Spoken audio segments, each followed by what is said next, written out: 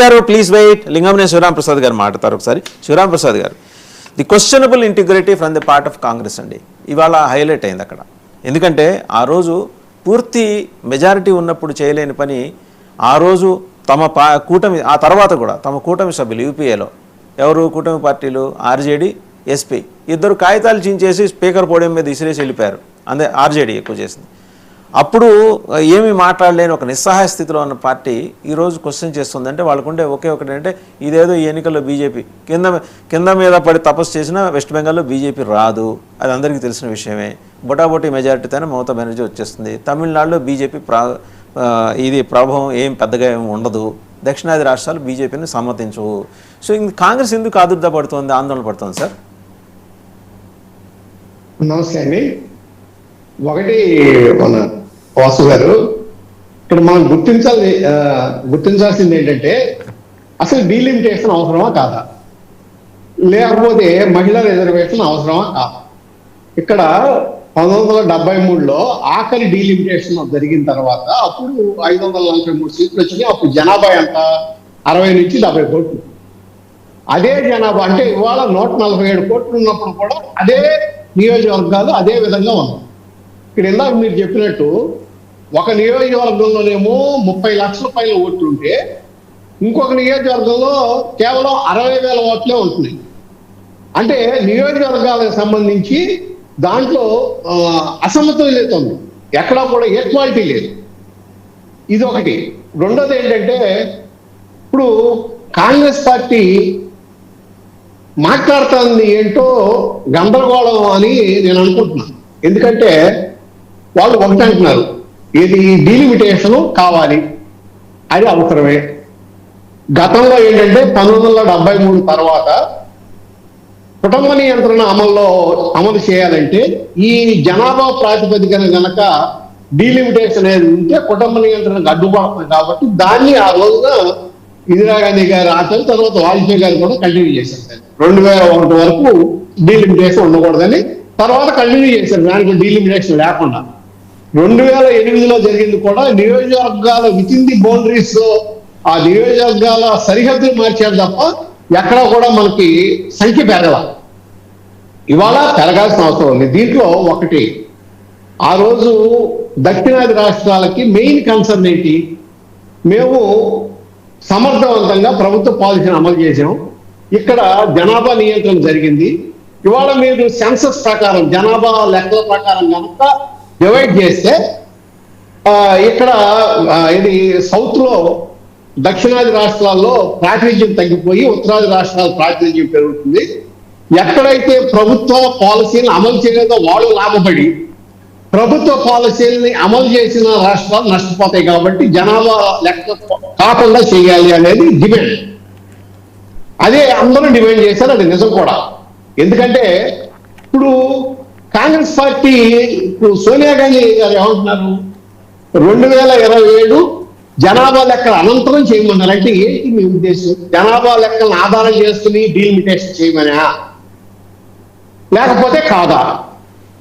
ఒకవేళ జనాభా నియంత్రణని జనాభా లెక్కల్ని మీరు దాని ప్రకారం చేస్తే సౌత్ స్టేట్స్ నష్టపోతాయి. దాదాపు మీకు ఇప్పుడు యూపీ బీహార్ తీసుకుంటే 2 రాష్ట్రాలే జనాభాలో 25% ఉంది.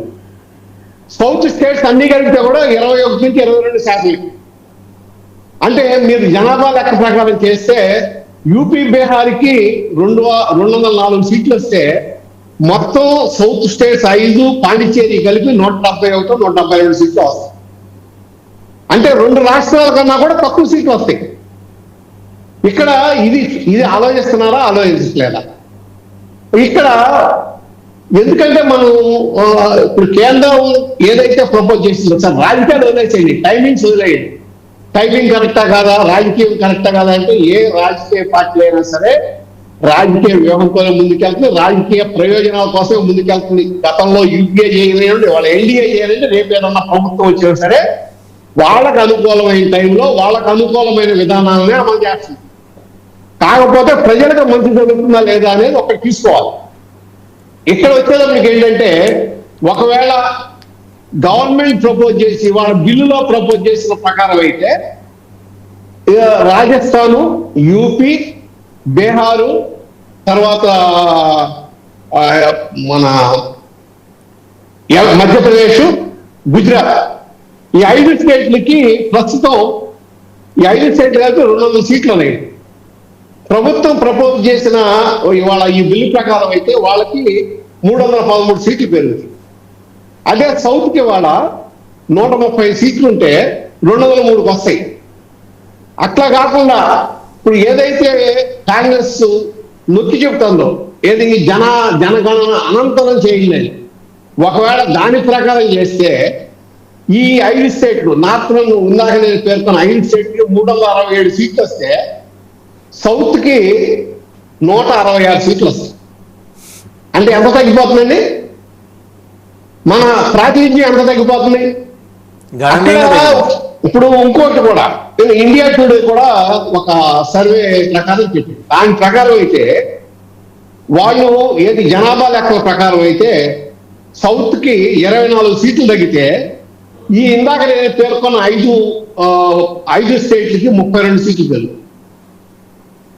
ఇక్కడ ఇది ఈ డిస్పారిటీ కనపడినప్పుడు, క్లియర్ గా కనపడుతున్నప్పుడు ఏదైతే మనం జనాభా లెక్కల ప్రకారం వెళ్తే దక్షిణాది రాష్ట్రాలకి నష్టం జరుగుతుంది అన్న క్లియర్ కట్ ఎవిడెన్స్ ఉన్నప్పుడు దాని మీద కాంగ్రెస్ ఎందుకు బహుశా దక్షిణాది రాష్ట్రాలకి మరింత నష్టం జరగాలని కాంగ్రెస్ భావిస్తుందేమో సార్. లింగమనేని శివరామప్రసాద్ గారు, బహుశా దక్షిణాది రాష్ట్రాలకి మరింత నష్టం జరగాలని కాంగ్రెస్ పార్టీ భావిస్తుందేమో. అట్లాగే ఉంటుంది. ఇప్పుడు అఖిలేష్ యాదవ్ అడిగాడంటే అర్థం ఉంది, ఎందుకంటే వాళ్ళ స్టేట్ లాభం, యూపీలో సీట్లు విపరీతంగా పెరుగుతాయి. అతను అడిగాడంటే అర్థం ఉంది. కానీ సోనియా గాంధీ గారు లెటర్ రాసిందంటే అక్కడ నాకు ఎక్కడ కనపడుతుందా? అట్లాగే ఇప్పుడు కేసీ వేణుగోపాల్ గారు అన్నాడు, ఏమని ఇందిరా వాజ్పేయి ఇచ్చిన ప్రొడక్షన్ తీసేట్లా, ఆ ప్రొడక్షన్ నిలబెడుతున్నారు వాళ్ళు, ప్రొడక్షన్ తీట్లా. మీరు అనుకుంటే దాని ప్రకారం అయితే ఇప్పుడు ఇందాక నేను చెప్పిన జనాభా లెక్కల ప్రకారం అయితే సౌత్ పూర్తిగా నష్టపోతుంది. ఇవాళ సౌత్ కి 25% ప్రాతినిధ్యం ఉంటే అది 20% తగ్గిపోతుంది. ఇక్కడ వీళ్ళకేమో ఓన్లీ ఈ స్టేట్స్ 5 స్టేట్స్ కి ప్రాతినిధ్యం విపరీతంగా పెరుగుతాను. అంటే అక్కడ తేడా వస్తుంది. కాబట్టి ఖచ్చితంగా ఇప్పుడు ఈ ఏదైతే క్లియర్ గా నేను అమిత్ షా గారు కూడా చెప్పాడు, ఏది ఒక 5 రాష్ట్రాలకి సంబంధించి ఎంత పెరుగుతుంది, ఈ ఏదైతే నిష్పత్తి ప్రకారం 50% ప్రకారం పెరిగితే అక్కడ వచ్చే నష్టమేం లేదు. ఇది మీరు చెయ్యాలా వద్దా అనే దాంట్లో మీరు ఏదైతే ఒక సాకు చెబుతున్నారో జనాభా లెక్కల పూర్తి కార్యం ఉండదు, ఆ సాకు తప్పు. అది కరెక్ట్. మళ్ళీ మీ దగ్గరకు వస్తాను సార్, ఒకసారి రామ్నాథ్ గారి దగ్గరికి వెళ్ళా, మళ్ళీ వస్తాను. ఇంకొకటి వాసు గారు, ఇంటర్నల్ గా మీరు అడుగుతుంది ఏంటి, కొన్ని రిజర్వేషన్ కావాలంట. దానికి కూడా ప్రైమ్ మినిస్టర్ గారు సమాధానం చెప్పాడు. నేను ఏదైతే ముందు బిల్లు అమలుగానే ఉంది, అక్కడ ఓబీసీ రిజర్వేషన్లు ఇంటర్నల్ గా ఉన్న రిజర్వేషన్ తర్వాత మనం చేసుకోవచ్చు అని. రైట్. సో అది కూడా ఆలోచించాలి. రైట్. రామ్నాథ్ గారు చూశారు కదా సవరణ, ఈ సవరణలో ప్రధానమంత్రి ఇచ్చిన వివరణ అండ్ రాజకీయ ప్రయోజనం. ఆయన రాజకీయ పార్టీ నడుపుకుంటున్నారు, వాళ్ళు ఏం చారిటీ చేయట్లేదు కదా, అన్నదాన సత్రం నడపట్లేదు కదా. రాజకీయాలు ఉంటాయి, కాంగ్రెస్ పార్టీ ఆరోపించింది, విపక్షాలు ఆరోపించినా దాన్ని పూర్తిగా మనం అంగీకరించాల్సిందే, ఎందుకంటే వాళ్ళు కూడా ఇదివరకు చేశారు కదా. సో పార్టీ మతపరమైన రిజర్వేషన్లు కావాలి, అంత ఆ నెసిటీ ఏముందంటే మన రాజ్యాంగంలో రాసుకోలేదు కదా మతపరమైన. డాక్టర్ బిఆర్ అంబేద్కర్ ఏంటి, ఆయన ఎంతసేపు అప్రెస్డ్ సెక్షన్స్కి వాళ్ళ కన్సర్న్స్ని అడ్రస్ చేయాలి, వారి ఉద్దేశం అదే. వారి ఉద్దేశాన్ని నెరవేర్చకుండా పండిట్ నెహ్రూ ప్రధానమంత్రిగా ఉన్న సమయంలో ఆయన ఎంత హ్యూమిలియేట్ చేశారో దేశం అంతరికి తెలుసు. ఇప్పటివరకు తెలియకపోవచ్చు, బట్ ఇప్పుడు చరిత్ర చదువుతున్న ప్రతి ఒక్కరికి తెలుసు. ఒక మహనీయుడు ఒక చాలా ఉన్నతమైన కార్యక్రమాన్ని ఇనిషియేట్ చేయాలని ప్రతిపాదిస్తే కాంగ్రెస్ పార్టీ ఆయన్ని హ్యూమిలియేట్ చేసింది, డాక్టర్ బిఆర్ అంబేద్కర్ని. ఇదనే కాదు, చాలా సంస్కరణలకు ఆయన ఆద్యుడు అండ్ ఒక అన్సంగ్ హీరో. ఈ రోజుకి మనం ఆయన విగ్రహం పెట్టుకొని నమస్కారం పెట్టుకుంటున్నాం, కానీ ఆయన చరిత్ర చదివితే ఆయన పడ్డ తపన, మొత్తం జీవిత పర్యంతం ఆయన పడ్డ తపన గురించి చదివితే ఎన్ని కోణాలు ఆయనలో అనాన్సర్డ్గాను అన్ఎక్స్ప్లోర్డ్గాను ఉన్నాయనేది అర్థమవుతుంది. ఇవాళ కాంగ్రెస్ పార్టీ మాట్లాడటం ఏంటండి మతపరమైన బిల్లుల గురించి, రిజర్వేషన్ల గురించి? ఇప్పుడు ఒకటి, కాంగ్రెస్ పార్టీ ఈ దేశాన్ని ఒకప్పుడు ఏలిన పార్టీ, దేశాభివృద్ధిలో ఇందాక వాళ్ళు బీజేపీ నాయకులు చెప్పినట్టు దేశాభివృద్ధిలో పాత్ర లేదంటే కుదరదు. పాత్ర ఉంది.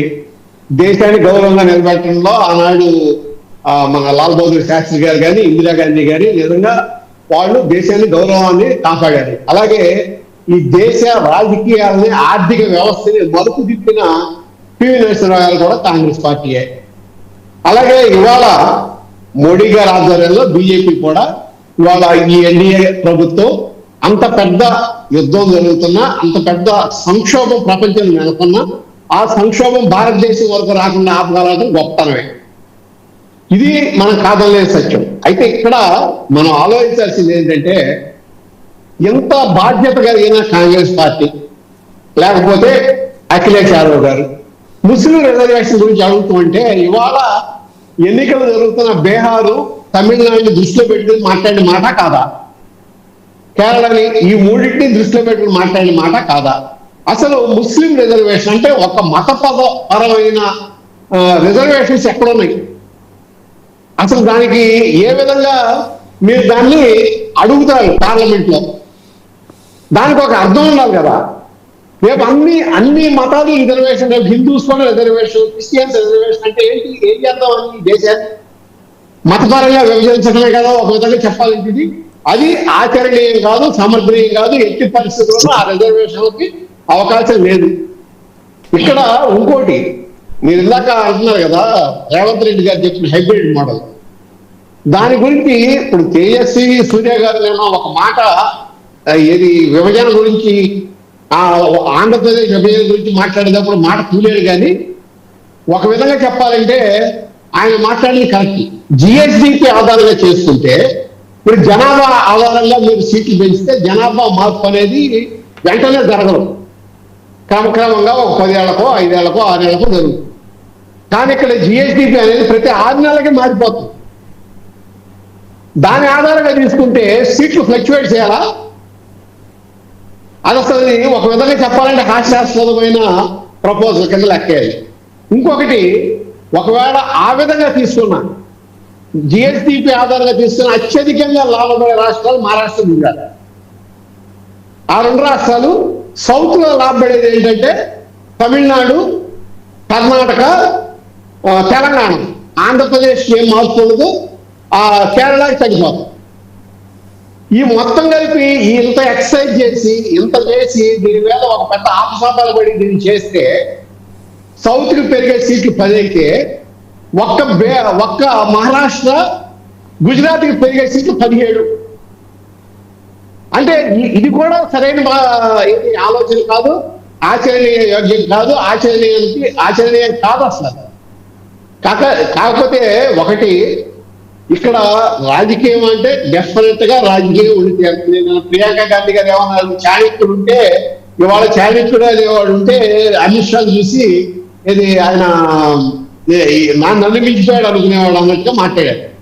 మరి అట్లాగే ఉంటాయి కదా రాజకీయం అంటే. చాణక్య నీతే కదా ఇవాళ 3 బిల్స్ కలిపి పెడుతున్నాయి కదా చాణక్యత అంటే.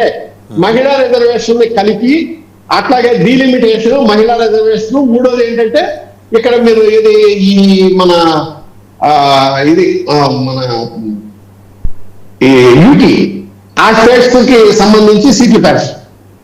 ఈ 3 కలిపి పెట్టారు. అంటే ఇక్కడ దేన్ని వ్యతిరేకించినా సరే ఇవాళ బీహార్ లో మహిళా ముఖ్యమంత్రి, బెంగాల్లో చూసారా, దీని చూడండి, మహిళా రిజర్వేషన్ వ్యతిరేకంగా ఓటేసింది ఆవిడ. మీరు ఇందాక అన్నట్టు నిజంగా కాంగ్రెస్ పార్టీ కనుక ఇవాళ అడుగుతున్నారు ఏంటి, ఉన్నట్టుగా మహిళా రిజర్వేషన్ అమలు చేయండి, 540 ఉండాలి. 33% మీరు నిజంగా యాక్సెప్ట్ చేస్తారా అందరూ? అది జరిగే పనేనా? ఇంతకుముందు ఎందుకు చేయాలా? 2013లో మీరు మహిళా రిజర్వేషన్ ని ఆమోదించారు. లాలూ ప్రసాద్ యాదవ్ గారికి కోపం వచ్చింది అప్పట్లో. ఎస్పీకి సమాజ్వాదీ పార్టీ కోపం వచ్చింది. వాళ్ళ కోపానికి కాంగ్రెస్ పార్టీ గడగడలాడిపోయింది. వాళ్ళకి పరిపూర్ణమైన మెజారిటీ ఉన్నప్పుడు వాళ్ళు చేయలేకపోయారు. ఇవాళ అదే సమాజ్వాదీ పార్టీ ఉన్నట్టుగా అమలు చేయమంటున్నారు, ఎందుకంటే జరగదు కాబట్టి. ఇది రాజకీయంగా ఏంటి? రైట్ అండి. ఫైనల్ గా రామ్నాథ్ గారు కంక్లూడ్ చేస్తారు. శివరాం ప్రసాద్ గారు. వాసు గారు, ఒకటి 70 కోట్ల మంది జనాలు ఉన్నప్పుడు ఏ నియోజకవర్గాలు ప్రాతినిధ్యం వహించి, అదే నియోజకవర్గాలు 147 కోట్లు వచ్చినప్పుడు కూడా, జనాభా పెరిగినప్పుడు కూడా అదే